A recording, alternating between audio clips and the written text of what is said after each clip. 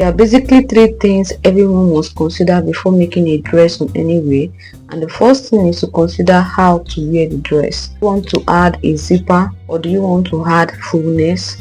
It's very important. If you make the best dress and it is unwearable, the dress is just as good as nothing. The second one to consider when making a dress is fabric texture. There are some kind of fabrics that you can't use to make some wears.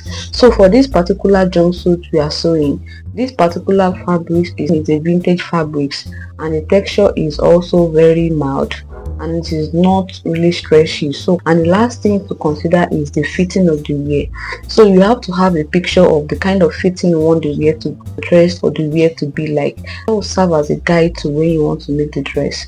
Sure, it's not that thick and it's very lovely, and you can see that this fabrics, it has lines on it. It has lines. So whenever I want to cut it, I have to also consider the lines while cutting it.